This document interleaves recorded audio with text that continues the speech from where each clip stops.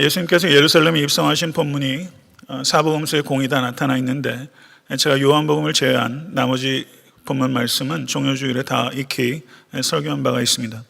종료주일에 대한 메시지는 인터넷을 통해서 좀 참조하시길 바라고, 오늘은 부활절을 한 주간 앞두고 예수 그리스도의 십자가에 대해서 말씀을 증거하고자 합니다.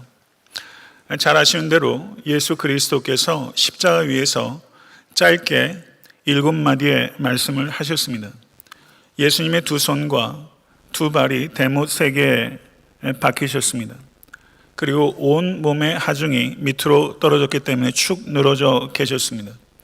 그래서 말을 하려면 호흡이 필요하기 때문에 예수께서는 말을 하기 위해서 두 팔과 두 발의 힘을 딛고 찢어지는 아픔을 통과하셔서 호흡을 횡격막 사이에 모으셔서 짧은 호흡을 가지고 이야기하셔야 됐기 때문에 예수께서 십자가 위에서 하신 가상 7원의 말씀은 그런 연고로 매우 짧은 것입니다.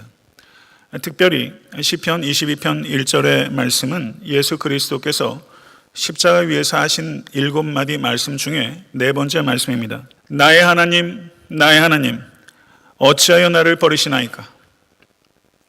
이 외침이 예수 그리스도께서 시편 22편 1절의 말씀을 인용하셔서 자신의 고뇌를 기도로 표현하신 것입니다. 성도 여러분, 오늘 이 예배를 통해서 거기 너 있었는가? 라는 찬양도 있는데요.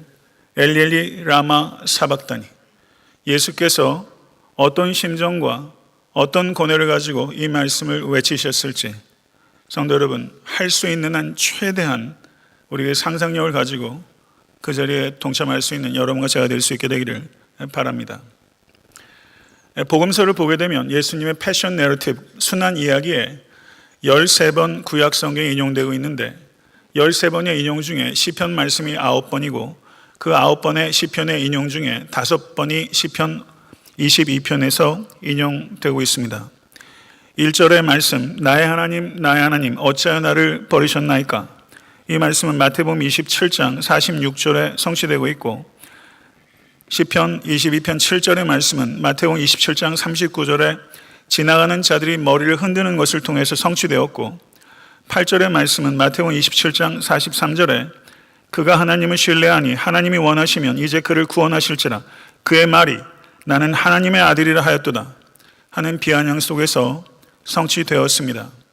그리고 15절의 말씀은 요한복음 19장 28절에서 내가 목마르다 라는 말씀을 통해서 성취되었고, 18절의 말씀은 요한복음 19장 23절에서 로마 병정들이 예수님의 옷을 나눠 가짐으로 인해서 성취가 된 것입니다. 사랑하는 성도 여러분, 시편 22편은 우리 주님의 순환의 고난을 가장 정확하고 그리고 가장 깊이 있게 예언하고 있는 묘사요, 예언이라고 할 수 있습니다. 그래서 성경학자들은 시편 22편의 말씀을 제5복음서다라고 표현할 정도입니다. 오늘 우리는 제5복음서를 읽는 것입니다. 이 제5복음서인 시편 22편을 통해서 이 자리에 있는 우리 모두가 십자가에 대해서 더욱 깊이 이해하고 더 사랑하고 그리고 십자가를 감당하는 소명의 길로 걸어갈 수 있는 은혜가 임할 수 있게 되기를 간절히 바랍니다. 시편 22편은 매우 중요하고 정교한 시입니다. 1절부터 21절까지가 애가라고 할 수 있다면 22절부터 31절까지는 찬양이라고 할 수 있습니다. 이렇게 두 부분으로 나눠져 있습니다.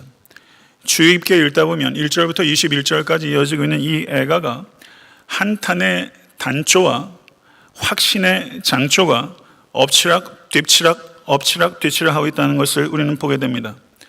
여러분의 인생과 제 인생, 모든 인생이 그러하듯이 기쁨과 슬픔이 엎치락 뒤치락 하는 것처럼 시편 22편에는 이와 같은 한탄의 단조와 확신의 장조가 엎치락 뒤치락 하고 있습니다.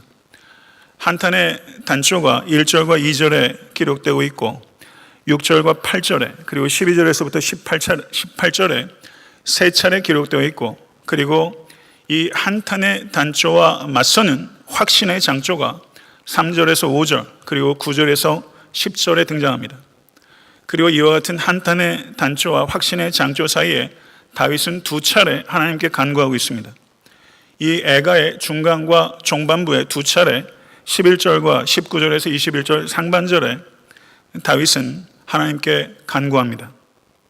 그리고 21절 하반절을 보게 되면 제가 강해를 하면서 설교 중에 설명하겠지만 21절 하반절은 모퉁이와 같습니다. 그 모퉁이를 지나면서 다윗은 갑자기 애가를 부르다가 찬양을 부릅니다. 그리고 22절부터 개인의 찬양을 하기 시작하더니 23절에 회중의 찬양을 초대하고 그리고 그 뒤로는 더 나아가서 모든 시대와 모든 장소와 모든 처지에 있는 모든 사람들이 찬양을 하도록 그런 시대를 예언적으로 이야기를 하면서 이 시는 한없이 고양되고 있습니다. 첫 번째 한타는 1절과 2절에 기록되어 있습니다. 우리 다 같이 한번 마음을 담아서 1절과 2절을 봉독하겠습니다. 내 하나님이여, 내 하나님이여, 어찌 나를 버리셨나이까? 어찌 나를 멀리하여 돕지 아니하시오며 내 신음소리를 듣지 아니하시나이까? 내 하나님이여, 내가 낮에도 부르짖고 밤에도 잠잠하지 아니하오나 응답하지 아니하시나이다. 아멘. 성도 여러분, 다윗이 기도를 할 때 그 고통은 우리가 상상하기 어렵습니다. 그러나 성도 여러분, 우리가 신앙생활하면서 한 번도 내 하나님이여, 내 하나님이여, 어찌 나를 버리셨나이까? 한 번도 이렇게 기도하지 못했다면 그게 고통스러운 것입니다. 이 아픔이 무엇인지 한 번도 느껴보지 못했다면 그 신앙생활 미숙한 것입니다. 다윗이 이와 같이 한탄한 저의 삶의 배경이 무엇인지 우리는 정확히 알 수 없습니다. 혹자는 다윗의 여러 가지 삶의 여정에 어떤 한 특별한 사건도 이 시편과 정확하게 부합되지 않기 때문에 다윗이 경험한 여러 가지 사건들이 총체적으로 이 시 안에 녹아 들어가 있을 것이다, 이렇게 말하는 학자도 있습니다. 여하튼 시편 22편을 볼 때 다윗은 매우 위중한 죽음을 직면하고 있는 병 가운데 있었고 그의 대적들은 그의 죽음을 기다리고 즐거워하고 조롱하고 있었습니다. 다윗은 육체적으로, 정서적으로, 영적으로 완전히 피폐합니다. 그는 고독하고 고립되어 있으며 고통 가운데서 격렬한 싸움을 하고 있습니다. 그러나 다윗의 진짜 문제는 저가 직면한 죽음도 아니고 저의 대적자들의 조롱도 아닙니다. 다윗의 진짜 문제는 여태까지 저가 하나님의 임재를 그토록 강력하게 느꼈는데 정말 하나님의 임재가 그 어느 때보다도 필요한 그 시점에 한 번도 경험해 본 적이 없는 하나님의 부재를 다윗이 경험하고 있기 때문입니다. 다윗의 문제는 하나님의 부재입니다. 하나님의 디스턴스입니다. 그리고 하나님의 사일런스, 하나님의 침묵, 이것이 다윗의 진짜 문제였습니다. 그래서 그 결과 다윗은 나는 하나님께 버려졌다라는 생각을 도무지 지워버릴 수가 없었던 것입니다. 그런데 다윗은 이렇게 비탄을 토하면서 어떻게 이 비탄을 표현하기 시작하냐면요, 1절 앞을 보세요. 어떻게 불러요? 1절 제일 앞 하나님을 뭐라고 불러요? 나의 하나님, 나의 하나님. 그리고 2절을 어떻게 부릅니까? 나의 하나님. 다윗의 믿음이 공격받고 조롱받고 있습니다. 다윗은 분명한 두려움 안에 있습니다. 그러나 다윗은 나의 하나님, 나의 하나님, 나의 하나님 부르면서 다윗은 두려움 안에 있지만 여전히 믿음 안에 있습니다. 이 자리에 계신 사랑하는 성도 여러분, 믿음 안에 계실 수 있기를 간절히 바랍니다. 다윗이 느꼈던 이 긴장, 믿음과 삶의 실제 사이의 이 긴장, 신앙생활은 이 긴장을 안고 가는 거예요. 이 긴장이 없는 신앙생활은 없어요. 내 믿음과 내 실제 삶과의 이 긴장을 겪었던 많은 믿음의 사람들이 있었습니다. 그리고 이 자리에 적지 않은 사람들이 이 긴장을 겪고 있어요. 그런데 데이비드 왓슨이라는 목회자의 신학자가 있습니다. 영국 사람입니다. 1933년도에 태어나서 1984년도에 암으로 세상을 떠났어요. 근데 이분이 쓴 책 중에 Fear No Evil 이라는 책이 있습니다. 1985년도에 이분이 돌아가신 다음에 출판이 됐습니다. 그런데 이분이 말기암과 싸우면서 자신의 신앙이 업앤다운, 그리고 밀려오는 의심과 두려움, 그리고 마침내 믿음의 확신으로 어떻게 극복하고 죽음을 받아들이며 승리로 죽음을 건넜는지를 이 데이빗 왓슨 목회자는 매우 진솔하게 그리고 진지하게 다룹니다. 나에게 최악의 시간은 새벽 2, 3시쯤이었습니다. 나는 확신에 차서 전 세계에서 복음을 전해왔습니다. 나는 그리스도를 통해 영생의 선물을 하나님께 이미 받았기 때문에 죽음을 전혀 두려워하지 않는다고 사람들에게 수없이 전해왔습니다. 오랫동안 나는 이 진리들을 전혀 의심하지 않았습니다. 하지만 지금 가장 기본적인 질문들이 끈질기게 특히 길고 긴 밤 시간에 나를 사로잡고 있습니다. 내가 죽으면 정말로 이런 일이 일어날까? 하나님은 정말로 존재하시는가? 어떻게 확신할 수 있는가? 나는 이런 질문들을 놓고 문자 그대로 땀을 뻘뻘 흘리며 씨름했고 종종 잠옷이 차가운 땀에 푹 젖은 채 잠에서 깨곤 했습니다. 나의 믿음이 그처럼 지독하게 공격받은 적은 이전 그 어느 때에도 없었습니다. 이렇게 데이비드 왓슨 목사님이 진솔한 이야기를 했어요. 성도 여러분, 다윗은 이렇게 씨름하고 있는 것입니다. 그리고 두 번째 한탄이 6절에서부터 8절에 기록되어 있는데 다윗이 거기 뭐라고 말하냐면요. 나는 벌레요, 사람이 아니라 사람의 비방거리요, 백성의 조롱거리니이다. 나를 보는 자는 다 나를 비웃으며 입술을 삐죽거리며 머리를 흔들며 말하되 그가 여호와께 의탁하니 구원하실 걸, 그를 기뻐하시니 건지실 걸 하나이다. 이렇게 다윗이 두 번째 한탄을 토로하고 있어요. 다윗은 지금 하나님의 실제가 안 느껴지는 거예요. 근데 대적의 실제는 너무 뚜렷하게 느껴지는 거예요. 그러다 보니까 다윗의 자존감은 땅에 완전히 짓밟혔습니다. 사람들은요, 제일 아픈 곳을 정확하게 찾아요. 그래서 거기를 찔러요. 다윗의 가장 아픈 곳을 가욕합니다. 여호와께 의탁하니 구원하실 걸, 그를 기뻐하시니 건지실 걸 하면서 다윗의 신앙을 비꼬고 조롱합니다. 빈정거립니다. 하등의 의미가 없다고 말하는 것입니다. 그리고 다윗은 세 번째 한탄을 말합니다. 12절에서 18절 기록되어 있습니다. 이것은 다윗 스스로가 자신의 심각한 상태에 대해서 토로하는 것입니다. 많은 황소가 나를 에워싸며 바산의 힘센 소들이 나를 둘러쌌으며 내게 그 입을 벌림이 짖으며 부르짖는 사자 같으니이다. 나는 물같이 쏟아졌으며 내 모든 뼈는 어그러졌으며 내 마음은 밀랍 같아서 내 속에서 녹았으며 내 힘이 말라 질그릇 조각 같고 내 혀가 입천장에 붙었나이다. 개들이 나를 에워쌌으며 악한 무리가 나를 둘러 내 수족을 찔렀나이다. 내가 내 모든 뼈를 셀 수 있나이다. 그들이 나를 주목하여 보고 내 겉옷을 나누며 속옷을 제비 뽑나이다. 이렇게 다윗이 한탄했어요. 여기서 다윗이 바산의 황소, 사자, 개, 칼이라는 것은 다윗을 억압하는 대적들의 야수적이고 강력하고 집요하고 불강력적인 혼돈과 그리고 환란을 문학적으로 표현한 것입니다. 그러나 다윗이 말한 바 나는 물같이 쏟아졌으며 내 모든 뼈는 어그러졌으며 내 마음은 밀랍 같아서 내 속에서 녹았으며 내 힘이 말라 질그릇 조각 같고 내 혀가 입천장에 붙었나이다. 이것은 문학적 비유가 아닙니다. 이것은 다윗이 경험하고 있는 사실적 표현이에요. 삶은 분명히 이만큼 두려운 것을 우리에게 가져다 줍니다. 그러나 성도 여러분, 다윗은요, 정확하게 현실을 직시하지만 물러서지 않습니다. 다윗은 포기하지 않습니다. 한탄의 단초에 확신의 장초를 가지고 다윗은 맞섭니다. 성도 여러분, 부디 맞서십시오. 3절에서 5절에서 다윗이 어떻게 맞섰는지, 그리고 9절에서 10절에서 다윗이 어떻게 맞섰는지 다윗은 생각해냅니다. 그 3절에서 5절에서 이스라엘 민족의 과거를 생각해냅니다. 하나님께서 누구셨는지, 하나님께서 무엇을 하셨는지, 그리고 9절에서 10절에서는 내 과거에 하나님께서 누구셨는지, 나를 위해서 하나님께서 무엇을 하셨는지, 하나는 민족의 과거를 통해서, 하나는 자기 자신의 과거를 통해서 하나님의 성품과 하나님의 능력을 다윗은 생각해내는 거예요. 다윗은 두렵습니다. 그러나 다윗은 그 두려움으로 인해서 불신의 늪에 빠지지 않고 오히려 자신의 하나님에 대한 지식과 경험을 샅샅이 뒤져서 이 상황을 어떻게 직면하고 이겨나가야 될지를 다윗은 확신의 장조로 맞서고 있는 것입니다. 다윗이 3절에서 5절에 이렇게 말합니다. 경청하십시오.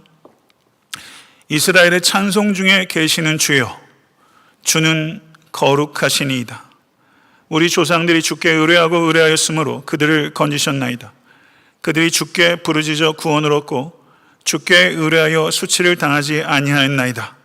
이렇게 다윗이 말하고 있습니다. 다윗은 민족의 고난의 현실 속에서 언약의 하나님을 기억하고 주는 거룩하시니이다, 하나님의 성품에 대해서 확신했습니다.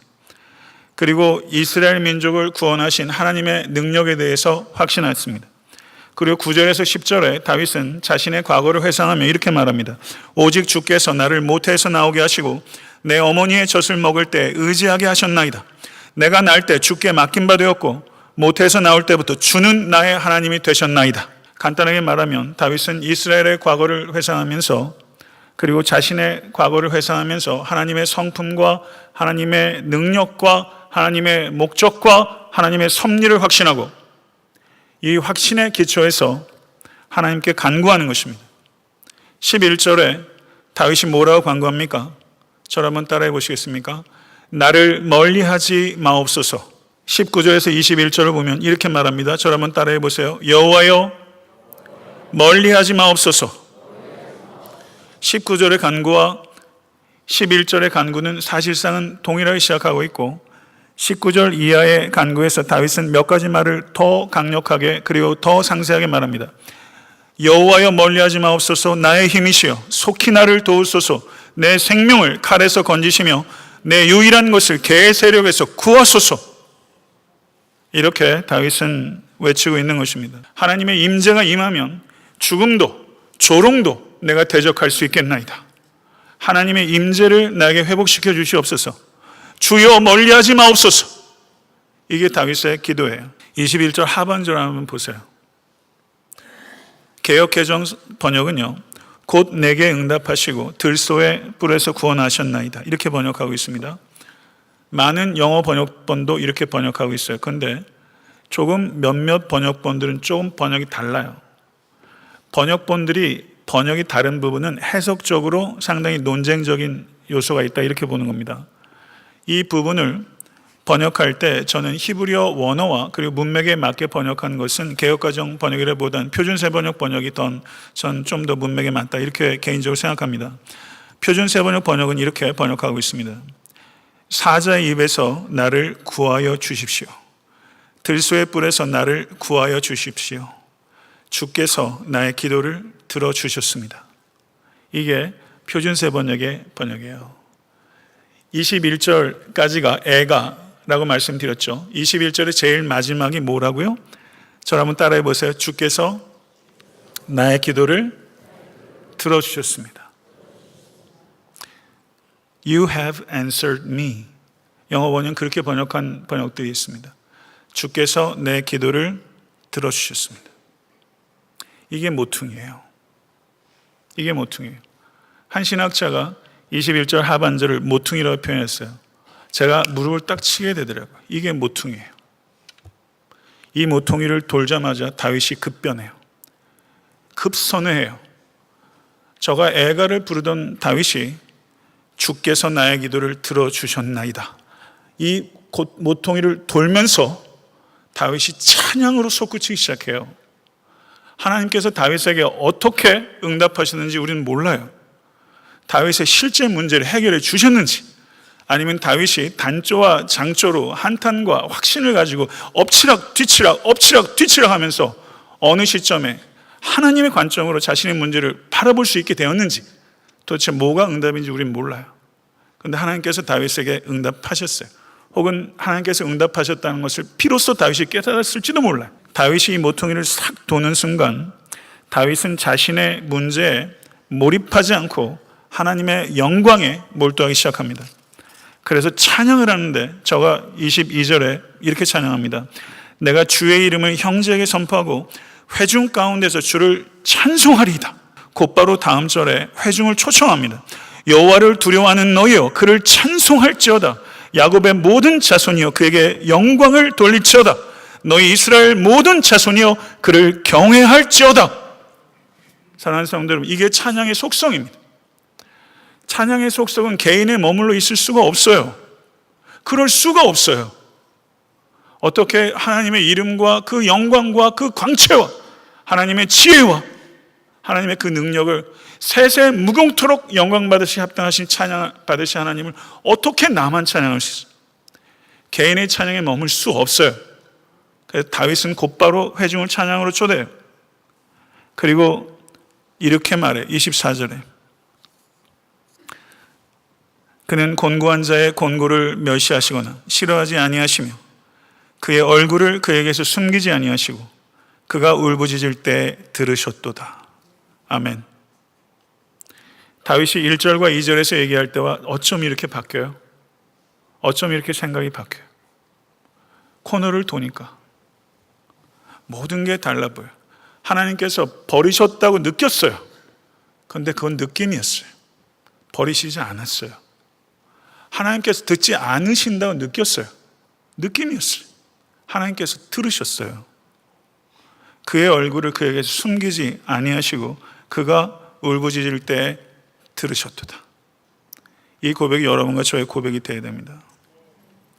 27절 31절에 다윗은 선지자로서 환상을 내다보며 미래에 대해서 예언하고 있어요. 그래서 시편 22편은 experience, 다윗의 experience면서 동시에 다윗의 문학적으로 시이면서 동시에 이것은 prophecy, 예언입니다. 21절의 제일 마지막은 You have answered me. 주께서 내 기도를 응답하셨도다. 그런데 31절의 제일 마지막은요 He has done it. 주께서 이 일을 행하셨도다. 개인의 독창에서 시작했어요. 22절은요. 그러니 회중을 불러서 합창을 하더니 그 다음엔 모든 시대와 모든 나라와 모든 민족의 모든 상황에 처한 모든 사람들이 부른 범우주적인 노래로 다윗이 초청하고 그것을 고대하고 있어요.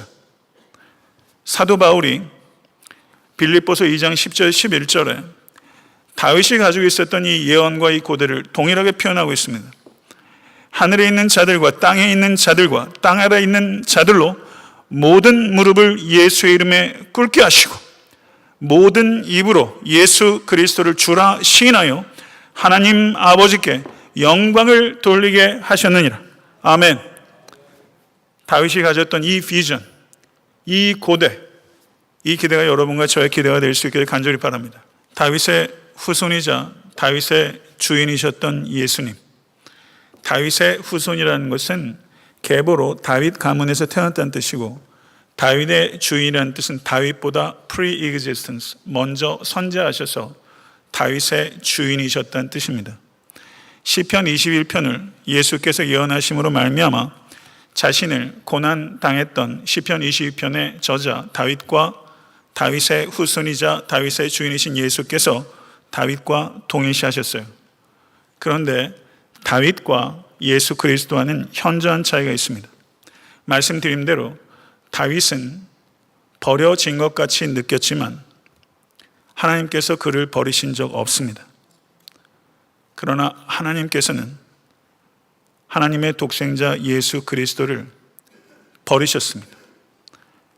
다윗은 죽을 뻔했지만 죽지 않았습니다. 그러나 하나님께서는 예수를 실제 죽게 하셨습니다. 다윗의 경우는 죽을 뻔했지만 죽지 않았습니다. 그러나 저는 죽음을 이긴 것이 아니라 죽음이 연기된 것입니다. 그러나 예수 그리스도께서는 죽음을 통해서 그 죽음으로 죽음을 죽이셨습니다. 예수 그리스도에게는 죽음이 연기된 것이 아니라 예수 그리스도는 죽음을 이기셨습니다. 이것이 다윗과 예수 그리스도의 차이입니다. 사랑하는 성도 여러분, 신앙생활을 한다는 것은 하나님으로부터 버려진 것과 같은 그런 상태와 감정들을 내가 어떻게 다루는 것과 밀접합니다. 그러나 사랑하는 성도 여러분, 믿음과 현실의 긴장을 예수 그리스도보다 더 심각하게 경험한 사람은 없습니다. 하나님의 부재와 침묵을 경험하고 계십니까? 우린 예수 그리스도 앞에서 하나님의 부재와 침묵을 얘기할 수 없습니다. 그것을 가장 깊이 경험하신 분은 바로 우리 주 예수 그리스도이기 때문입니다. 사랑하는 성도 여러분, 하나님께서 여러분을 버리셨다고 느끼시는 이 순간도 하나님께서는 여러분을 버리지 않습니다. 예수님을 버리셨습니다. 너는 마음을 강하게 하고 담대히 하라. 그들을 두려워 말라. 그들 앞에서 떨지 말라. 이는 내 하나님 여호와 그가 너와 함께 행하실 것입니다. 반드시 너를 떠나지 아니하시며 버리지 아니하시리라. 아멘. 사랑하는 성도 여러분, 예수 그리스도께서 죄를 죽이기 위해서 십자가에 죽으셨습니다. 우린 죄를 미워해야 합니다. 죄를 떠나야 합니다. 그러나 내 힘으로 안 됩니다. 성령을 의지하실 수 있는 여러분과 제가 될 수 있게 되기를 간절히 바랍니다. 어찌하여 나를 버리셨나이까? 이 비명에는요, 또 다른 의미가 있어요. 이 비명에 예수님의 소명이 있어요. 이 질문은 그저 감상적으로 아픔을 토로하는 후퇴를 하기 위한 비명이 아니라 어찌하여 나를 버리시나이까 하는 이 비명은 소명을 성취하기 위한 전진이에요. 후퇴하려는 사람은 애시당초 이런 질문을 하지 않습니다. 그리고 이 질문 자체는 이 자리에 있는 여러분과 저 모든 성도들을 위한 질문입니다. 성도 여러분, 예수님께서는 우리의 죄를 대속하기 위해서 십자가의 고통을 당하셨습니다. 그러나 오늘도 여전히 고통 가운데 울고 있는 자와 함께 울고 계시고 그 고통을 공감하시고 슬픔에 동참하시고 그리고 동참하실 뿐만 아니라 그 모든 것들을 이기실 수 있도록 힘을 주십니다. 설교의 초반부에 이야기했던 데이빗 왓슨이 저가 죽음 직전에 이런 말을 했습니다. 제가 지난 11개월간의 투병 기간 동안 배운 가장 중요한 가르침은 하나님께서 나를 사랑하신다는 것과 언제나 나와 함께 하신다는 것이었습니다. 내가 빛 가운데 있을 때나 어둠 속에 있을 때나 한결같이. 칼 바르트라는 신학자에게 신문 기자가 물었어요. 박사님께서 발견하신 최고의 신학적 발견은 무엇입니까? 그랬더니 칼 바르트가 이렇게 말했어요. 하나님께서 나를 사랑하신다는 것입니다. 말씀을 맺겠습니다. 이 데이비드 왓슨에게 도대체 무슨 일이 벌어진 거죠? 데이비드 왓슨도 모퉁이를 돌았어요. 그 모퉁이는 누구에게나 항상 예수 그리스도의 십자가입니다. 예수 그리스도의 십자가를 도는 순간 우리는 바뀌어요. 애가에서 찬양으로 변화돼요. 언제나 항상 그러했고 앞으로도 그러할 것입니다. 히브리서 12장 2절에 믿음의 주요 또 온전케 하시는 이인 예수를 바라보자. 저는 그 앞에 있는 즐거움을 위하여 십자가를 참으사 부끄러움을 개의치 아니하시더니 하나님 보좌 우편에 앉으셨느니라. 아멘. 오직 예수 그리스도의 십자가를 바라보시는 여러분과 저 그리고 평생의 삶이 될 수 있게 되기를 오직 예수 그리스도 이름으로 간절히 축원합니다. 십자가가 모퉁이입니다. 그것을 돌아서 사랑하는 성도 여러분 승리하실 수 있게 되기를 간절히 바랍니다.